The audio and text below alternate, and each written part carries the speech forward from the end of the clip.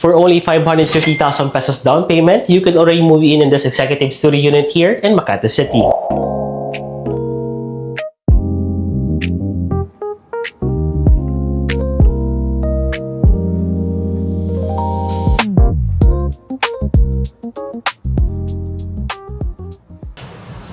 Hi everyone, welcome back again to another vlog, and today I'm here in the exact model unit for an executive studio unit here at Makati City. So this is specifically located along EDSA Corner, Chino Rosas Avenue, Makati City. So this is the main entrance of your unit. So this is going to be a solid wood. So as you can see, you'll be greeted by your kitchen area. So these are the deliverables during turnover. So first is this overhead cabinet, the under counter cabinet, and also this solid granite countertop. Okay, so as you can see here, some of the appliances are not included. This is just for showroom purposes, just like this one. Hindi to kasama kasi upgrade na to. But in terms of the sink and the faucet, this is already part of the deliverables, which are all European brand called Franke. Okay, so for our floorings for the studio unit, these are all ceramic planks. Right on this area naman, this will be just a provision for fridge and also for your washer and dryer, pero may mga abang na tayo for the water line. And right here naman, so this is going to be the common toilet in that. So part of the deliverables for this specific layout, we have here the vanity mirror, the lavatory, we have here the toilet bowl, and for this one naman, we have here the half glass partition. For our shower heads are also included or part of the turnover.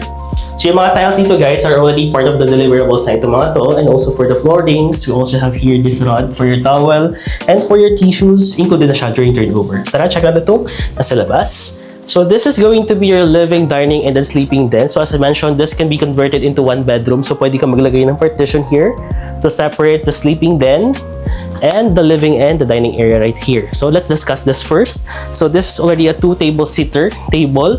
So ito naman upgrade na to guys kasi solid wood, ano na to? A solid concrete. So pwede na siyang lagyan ng design for an additional accent for you to add your frames and other design for the specific unit.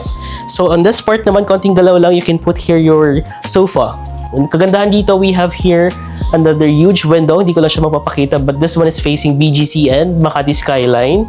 BGC and then the Makili Hills skyline. So yan. Ito naman, this will be your television.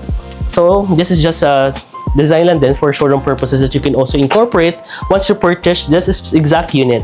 So ito na yung pinakang sleeping den natin. As you can see, spacious ng area na to. Pwede ka mag-add dito na additional table. This is just provision guys for a window type aircon. And the best part about this one, may additional window ulit tayo. Same with your living area. Same size din. So almost floor to ceiling yung size niya.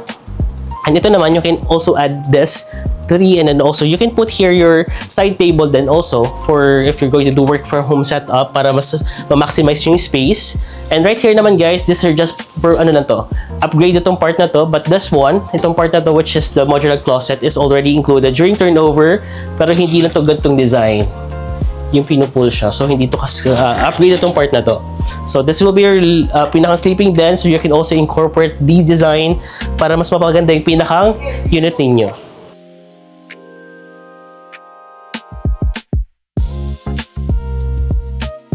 If you want to know more about the specific layout, please don't hesitate to send me a message for pricing, sample computation, and to do a showroom visit. I'm Ken Manansala, Assistant Sales Manager here in Magarworld Corporation. See you again in my next video.